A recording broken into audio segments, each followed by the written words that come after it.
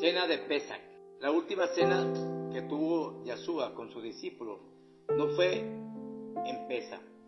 Vamos a tratar de probarlo. Primeramente, ¿qué es el Pesach? Para saber qué es el Pesach, vamos a leer Levítico 23, 4 y 5. Dice así: estas son las fiestas solemnes del Eterno, las convocaciones santas, a las cuales convocaréis en sus tiempos. En el mes primero, a los 14 días del mes, entre las 2 tardes, Pesach es del Eterno. ¿Qué quiere decir entre las 2 tardes? La primera tarde es después de las 12 del mediodía, y la segunda tarde aproximadamente a las 6 de la tarde. O sea, entre las 2 tardes es aproximadamente a las 3. ¿Por qué se llama Pesach? Vamos a leerlo en Éxodo 12, 26 y 27. Y cuando dijeren vuestros hijos, ¿qué es este rito vuestro? Vosotros les responderéis: es la víctima de Pesach del Eterno, el cual pasó por encima de las casas de los hijos de Israel en Egipto, cuando hirió a los egipcios y libró vuestras casas. Entonces el pueblo se inclinó y adoró. El ángel de la muerte pasaba por encima de las casas. O sea, Pesach es pasar por encima, porque marcaban las casas en el dintel de las puertas con la sangre del cordero que era sacrificado ese día 14 de Abib. Hay un detalle: el día 10 de Abib se apartaba un cordero. Vamos a leerlo en Éxodo 12:3. Leo: habla a toda la congregación de Israel diciendo: en el 10 de este mes, tómese cada uno un cordero según la familia de los padres, un cordero por familia. Ese día 10 de Abib, el Mesías entró a Jerusalén. Era la presentación y escogencia del cordero. Lo podemos leer en Lucas 22, 1 al 6. Dice: estaba cerca la fiesta de los panes sin levadura, que se llamaba Pesach. Vamos a aclararlo. Los panes sin levadura es el 15 de Abib, y la ceremonia del Pesach es entre las 2 tardes, o sea, a las 3 de la tarde se sacrificaba el cordero del día 14. Y al terminar ese día, o sea, al oscurecer, empezaba la fiesta de los panes sin levadura. Sigo leyendo: y los principales sacerdotes y los escribas buscaban cómo matarle, porque temían al pueblo. Y el Pasuk 3 dice: y entró Satanás en Judas. Por eso que se conoce por el sobrenombre de Iscariote, el cual era uno de los 12. Y este fue y habló con los principales sacerdotes y con los guardias de cómo le entregaría. Ellos se alegraron y convinieron en darle dinero, y se comprometió y buscaba una oportunidad para entregarlo a espaldas del pueblo. Aquí vemos que Judas había hecho negocios por el Mesías con anterioridad. Como dije, el día 10 se apartaba el cordero, se revisaba para que no tuviese ningún defecto, lo lavaban. Hay un caso que siempre me llamó la atención, y fue cuando el Mesías estaba comiendo a que su amigo Lázaro, estaban ahí reunidos. Era 6 días antes del Pesach. Eso está en Juan 12, 1 al 8.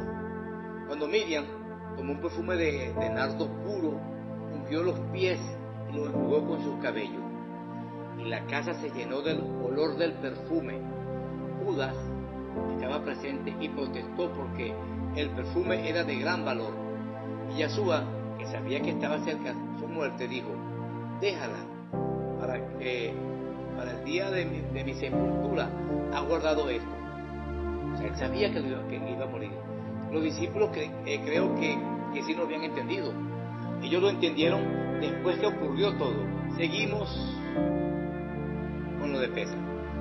Ese cordero representaba al Mesías.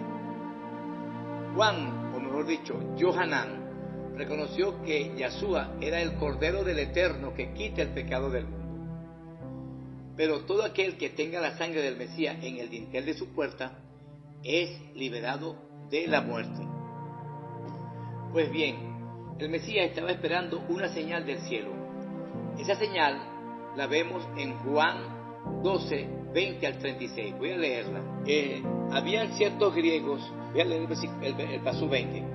Habían ciertos griegos entre los que habían subido a adorar en la fiesta.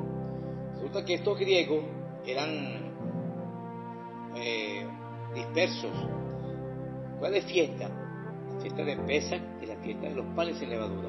Ellos estaban viajando con antelación para celebrar esa fiesta en Jerusalén. Estos pues se acercaron a Felipe, que era de Betsaida, de Galilea, y le rogaron diciendo: Señor, quisiéramos ver al Mesías, o a Yeshua. Felipe fue y se lo dijo a Andrés. Entonces Andrés y Felipe se lo dijeron a Yeshua. Yeshua le respondió diciendo: ha llegado la hora para que el Hijo del Hombre sea glorificado. Esa era la señal que él estaba esperando. De cierto os digo, que si el grano de trigo no cae en tierra y muere, queda solo, pero si muere, lleva mucho fruto. Ahí vemos que el Mesías estaba esperando esa señal. Yo no sé si atendió a los griegos, pero lo cierto es que estaba esperando esa señal. Él sabía que le llegaba su hora de dar su vida, de morir como cordero de Pesach. Y como sabía que se había acercado su hora, hizo una cena de despedida. La hizo con sus discípulos antes de la cena de Pesach. Él sabía que no iba a estar en la cena de Pesach, ya que el cordero que se sacrificaría sería él, para que se cumpliera lo que representa la muerte del cordero que se hacía todos los 14 de Abib. Por eso que Yohanan lo reconoció: este es el cordero de Elohim que quita el pecado del mundo. Se evidencia que no era la cena de Pesach, ya que cuando se celebraba la cena de Pesach, ese es un día de gran solemnidad, es un Shabbat grande o Gadol, y no se puede comprar. Y cuando estaban cenando, Yeshua habló con Judas y le dice: lo que has de hacer, hazlo pronto. Y los discípulos pensaron que le había dicho que comprara algo para la fiesta. ¿Cuál fiesta? La fiesta de los panes sin levadura. Por lo tanto, no podía ser la fiesta de los panes sin levadura que estaban ahí. Hay otros datos que prueban que no era la fiesta, y es que el Mesías, cuando terminó de comer, salió del aposento donde estaban y se fueron al Getsemaní. Y según la Torá, hay mandamientos de no salir de la casa una vez que coman el cordero. Eso lo vemos en Éxodo 12, 22 y 23. Hoy en día ya no se sacrifica el cordero, porque ya fue sacrificado, porque nuestro cordero de Pesach ya fue sacrificado, según 1 Corintios 5, 7. Dice: limpiaos pues de la vieja levadura, para que seáis nueva masa, sin levadura como soy, porque nuestro Pesach, que es el Mesías, ya fue sacrificado por nosotros. Esa cena de despedida, el Mesías dijo que hicieran eso en memoria de él, o sea, comer con los hermanos regularmente. No dice una vez al año. Entonces, cuando se reúnan, háganlo ordenadamente, no se embriaguen, ya que están reunidos en memoria del Mesías. Eso lo señala en el libro de Corintios, por allá, el apóstol Saulo. La Reina Valera, cuando Yeshua dice: ¿dónde está el aposento donde comeré el Pesach con mis discípulos?, fue a ver dónde se comería el Pesach, pero él sabía que no lo comería. Los discípulos no lo sabían, él no los quería desanimar. Ese aposento se preparó para celebrar Pesach, pero cuando el Mesías fue a ver dónde comerían el Pesach, hizo una cena de despedida y luego quedó como un lugar de reunión. Ahora, ¿cuándo termina Pesach? Termina cuando oscurece el día 14. Entonces comienza la fiesta de los panes sin levadura, que es el día 15. Sigamos en Éxodo 12, 8 y 10. Y aquella noche comerán la carne asada al fuego, y panes sin levadura, con hierbas amargas la comerán. Y el pasú 10 dice: ninguna cosa dejaréis de él hasta la mañana, y lo que quedare hasta la mañana lo quemaréis al fuego. Ese pasú nos dice lo que pasó con el Mesías cuando lo bajaron del madero en la segunda tarde de aquel día 14 de Abib. Lo bajaron apresuradamente porque empezaba la fiesta de los panes sin levadura. Su cuerpo no podía ver corrupción. Estaba profetizado que no vería corrupción, según el Salmo 16:10. Por eso, al meterlo en el sepulcro, o sea, la cueva, el Padre hizo lo que dice Éxodo 12:10. No podía dejar nada del cordero de pesa para el día siguiente. Tenía que ser consumido por fuego, y en este caso fuego del cielo, para que no hubiera corrupción. Y al tercer día, o sea 72 horas más tarde, el Padre lo resucitó. Y si el cuerpo del Mesías, el Padre no lo consume, el cuerpo se hubiese corrompido, ya que un cuerpo muerto se corrompe después de 4 horas. Y ese hecho no estaba a los ojos de la gente. Recordemos que en la cueva le colocaron una piedra enorme. La historia del Mesías tenemos que verla a la luz de la Torá. Él lo dijo: Moisés habló de mí y yo. Hoy en día, cuando celebramos el Pesaj, no hacemos sacrificios de cordero. Vemos en el texto de 1 Corintios 5:7, voy a leer: no es bueno vuestra jactancia. ¿No sabéis que un poco de levadura leuda toda la masa?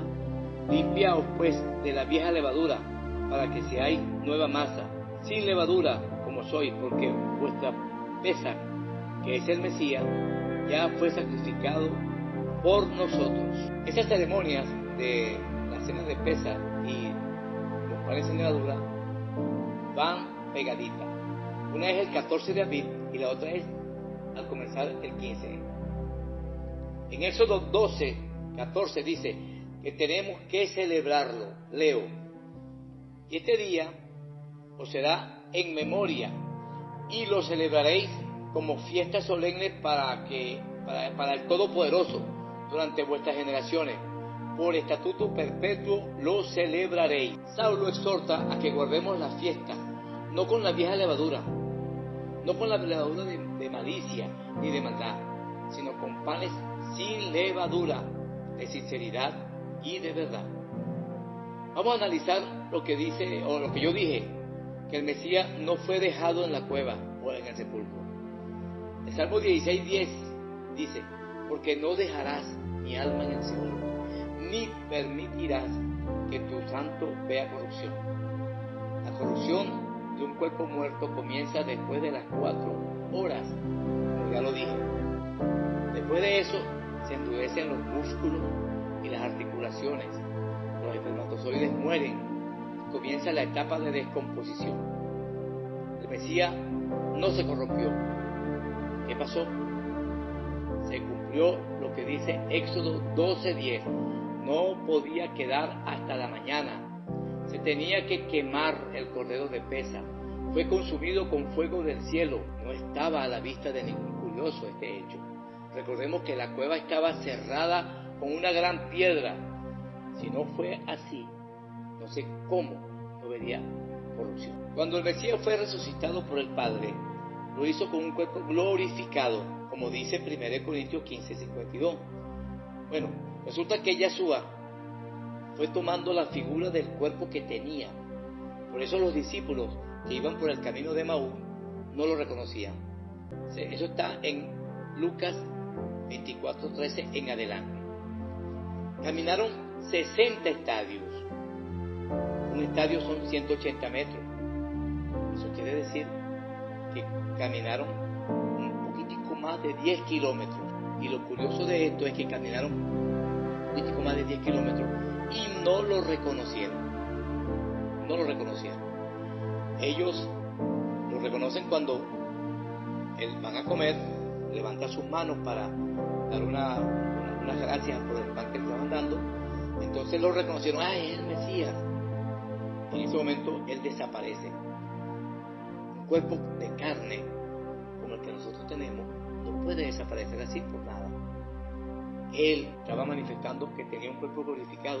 Inmediatamente los discípulos que fueron con él se regresaron los casi 10 kilómetros, los 60 estadios, a Jerusalén, a contarle a los discípulos que habían visto al Mesías. Y están contando: mira, vimos al Mesías, íbamos por el camino. Le narran toda la historia, la emoción que sintieron cuando iban caminando, pero no lo reconocían.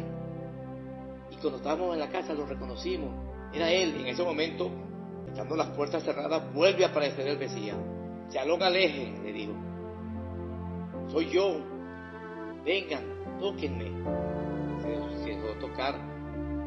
Y todavía había muchos incrédulos, porque no puede ser. No puede ser. ¿Qué pasó? El Mesías estaba tomando la forma para que quedara escrito para nosotros que Él había resucitado. Porque Él tenía un cuerpo glorificado. Él tomó la misma forma para que quedara escrito que Él resucitó. Resumiendo, la cena de Pesaj es el cuerpo del Mesías. Como lo dije en Juan 6:53. No lo dije, pero lo voy a decir ahorita. Que teníamos que comer su carne y beber su sangre. Eso lo dijo Él en Juan 6:53. Tienen que comer mi carne y tienen que tomar mi sangre. También que la cena empieza a las 3 de la tarde, justamente cuando Él muere.